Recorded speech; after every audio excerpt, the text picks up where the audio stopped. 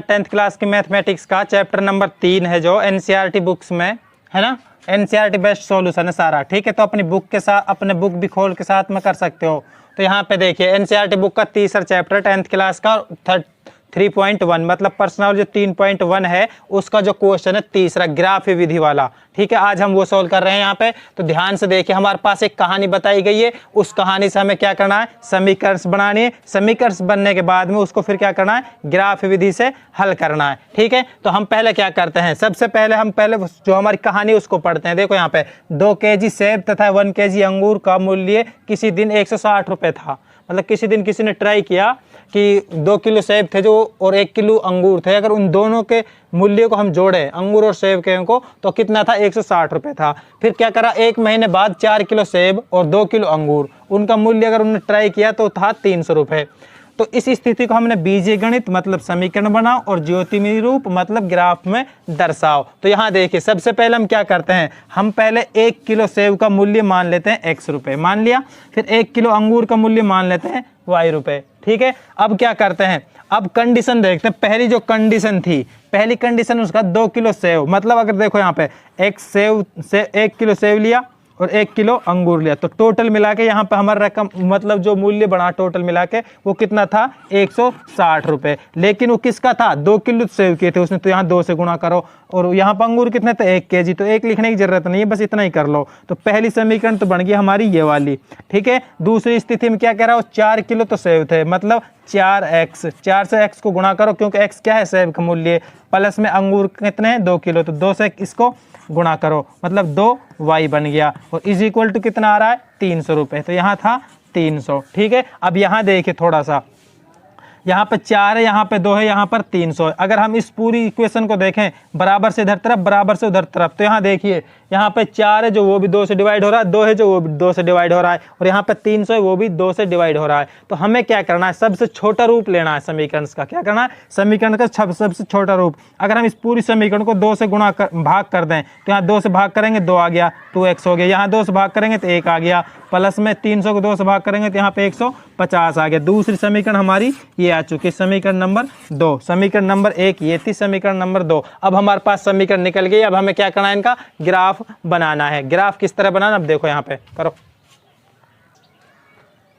देखिए यहाँ पे जो हमारे समीकरण निकल के आए थे तीसरा क्वेश्चन में, वो ये थी, पहली समीकरण ये थी, दूसरी समीकरण ये थी। अब हमें इनको ग्राफ में दर्शाने के लिए हमें चाहिए बिंदु। पहली समीकरण से 2 चाहिए, दूसरी समीकरण से 2 चाहिए। तो यहाँ देखिए हम बिंदु किस तरह निकालते हैं। पहली समीकरण यहाँ पे लिखिए x + y is equal to 160, ठीक है। अब इससे हमें बिंदु निकाले। बिंदु बनाने के लिए ग्राफ यहाँ पे टेबल बनाइए इस तरह की, सिर्फ इसमें 2 पॉइंट लीजिए, एक पे x एक पे y। तो यहाँ देखिए अगर हम कितने छोटे से छोटा रूप लाना है, हमें जितना छोटा हो सके आप उसे अपनी मर्जी से ले सकते हैं उन वैल्यू को। अब यहाँ देखिए हमारे पास समीकरण है x प्लस में y इज इक्वल टू 160, ठीक है। ये रफ कार्य यहाँ पे, ये रफ कार्य ताकि हम इसको अच्छे से कर सके। जब आप सीख जाओगे आप उंगलियों में अपना आप करने लग जाओगे, ठीक है। रफ कार्य की कोई आपको जरूरत नहीं होगी। तो यहाँ देखिए अब हम यहाँ पे x की वैल्यू कितनी रखें कि हमारा यहाँ बहुत आसानी से क्वेश्चन निकल जाए। देखो यहाँ पे, यहाँ 160 है, तो 160 से ज़्यादा नहीं लेनी, कम पे ही लेनी है हमें। तो अगर देखो यहाँ पे x से जो 2 से गुणा हो रहा है, अगर हम यहाँ पे 50 ले लें, कितना ले लें, तो 2 गुणा में 50 प्लस में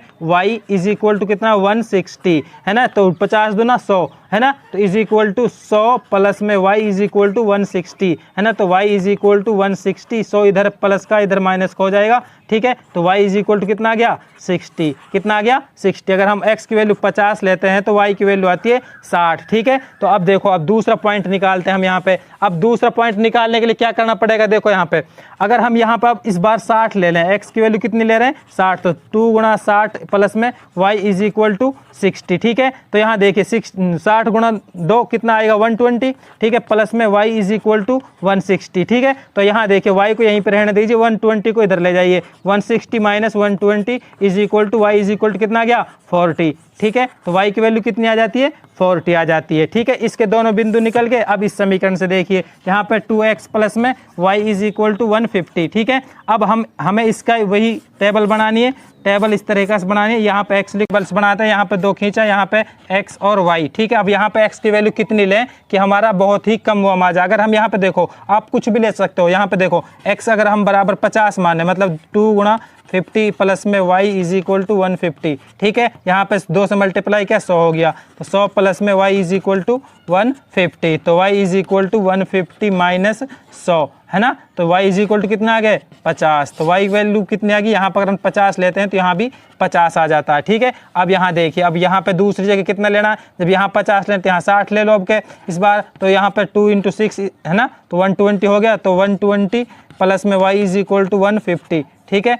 अब हम क्या करते हैं, y कहीं पर रहने देते हैं, 150 माइनस 120, और तो y इज इक्वल टू कितना आ गया 30, कितना आ गया 30, ठीक है। तो y की वैल्यू कितनी आ गई यहाँ पे 30। अब हमारे चारों बिंदु बन चुके हैं, ये हमारा रफ कार्य था, आप इसको चाहो तो कर सकते हो, चाहो तो ना भी कर सकते हो, ठीक है। तो यहाँ देखिए, यहाँ बिंदु जो हमारे बनते हैं आपको पहले ही पता है, बिंदु हमारे x और y का होता है, पहली वैल्यू y की होती है, दूसरी वैल्यू पहली x की होती है, दूसरी y की होती है। तो यहाँ पे बिंदु बनाने के लिए हमें क्या करना है, सबसे पहले बिंदु a का नाम रख लो, a कितना 50 और 60, 50 और 60 बन गया, ठीक है। b बिंदु कितना बना हमारा 60 और 40, 60 और 40, ठीक है।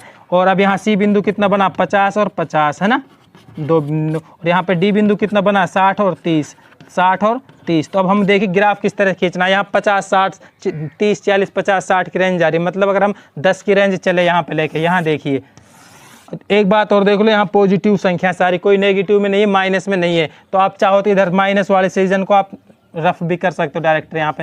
यहाँ देखिए, यहाँ y था, यहाँ पे क्या है x था, ठीक है। अब यहाँ हमारा पॉइंट हो गया 0। यहाँ पे हम देखिए, अगर हम 10 की सीरीज लेके चले, यहाँ पे 10 हो गया, यहाँ पे 20 हो गया, यहाँ पे 30 हो गया, यहाँ पर 40 हो गया, और यहाँ पर हो गया 50, हाईएस्ट वैल्यू हमारे 60 है, तो यहाँ पे हो गया 60, ठीक है। तो अब यहाँ देखिए, अब इधर जिस तरह यहाँ बनाया वही दूरी पे यहाँ पे बनाना है, 10 20 30 40 50 60, है ना। तो 60 50 40 30 और यहाँ पे 20, तो हमारा बन गया। नेगेटिव में हमारा कोई वैल्यू है नहीं, तो हमें नेगेटिव बनाने की कोई ज़रूरत नहीं है, ठीक है। तो अब यहाँ देखिए, पहला पॉइंट था 50 और 60 का, मतलब x पे 50 है, y पे कितना 60, तो x पे 50 यहाँ पे है, y पे 60 यहाँ पे है, तो इनका जो सेंटर निकल के आएगा वो यहाँ पर आएगा, इस तरह बनाया, तो यहाँ पर हमारा बिंदु बन जाएगा, ठीक है। तो ये बिंदु ए था जिसकी वैल्यू थी 50 और 60, ठीक है। लिख हम साथ साथ लिखते चलते हैं। बी बिंदु देखिए 60 और 40, मतलब x पे 60 है, x पे 60 है यहाँ पे, और यहाँ पे 40 है, तो इनका सेंटर अगर हम निकालें तो इसका सेंटर यहाँ पे निकलता है, तो इसका बन गया बिंदु बी बन गया। यहाँ पे बी वैल्यू क्या थी 60 और 40 की, ठीक है। तो यहाँ पे लिख दो। अब आप देखें सी पॉइंट कितना, सी पॉइंट है 50-50, मतलब 50-50, एक्स भी 50 है और यहाँ पे वाई भी 50। अगर इनका सेंटर हम निकालें तो इसका सेंटर निकलता है यहाँ पे, ठीक है। अब यहाँ देखिए दूसरा पॉइंट कितना, डी पॉइंट है 60 और 30, तो मतलब x है 60 और ये है 30, तो यहाँ इसका सेंटर निकालें तो इसका सेंटर निकलता है ये वाला, ठीक है। तो देखो ये बनाने की जरूरत नहीं, इसका सेंटर अंदाजा लगाया जा सकता है सिर्फ इनसे, ठीक है। अब हम क्या करते हैं, जो पहली समीकरण आई थी बिंदु ए और बी को मिलाओ, इस तरह से उनको स्केल सहायता से मिला दो, ठीक है। ये बिंदु सी था, सी बिंदु था 50-50, ठीक है। कितना था 50-50। डी बिंदु कितना था हमारा, डी बिंदु था 60-30, ठीक है, 60 और 30। डी बिंदु साथ साथ लिखते जाया करो। डी बिंदु को अगर हम मिलाएं तो डी बिंदु बन गया हमारा ये वाला, ठीक है। अब इन हर लाइन पर जितनी भी हमारे ग्राफ में लाइन खींची, हर लाइन पर जो जिस समीकरण की उस समीकरण लिख दो। जैसे पहली समीकरण थी यहाँ पे 2x प्लस में y इज इक्वल टू कितना था 160, इससे निकल के आइए। दूसरी कौन से निकल के आइए, 2x प्लस में y इज इक्वल टू 150, ठीक है, इससे निकल के आइए। तो ये था हमारा ग्राफीय विधि, तो आप इससे बहुत अच्छी आसानी से समझ सकते हो। दिक्कत कहाँ आती है कि यहाँ हम वैल्यूज़ क्या लें, यहाँ पर आपको अपनी मर्जी से आप कुछ भी वैल्यूज़ लेना, ग्राफ आपका सही बनेगा और वैल्यूज़ आपकी बिल्कुल करेक्ट होंगी। लेकिन आप अच्छा रहेगा कि आप कोई बिंदु पॉइंटर में ना लें या फिर कोई फ्रैक्शन में वैल्यू ना आए।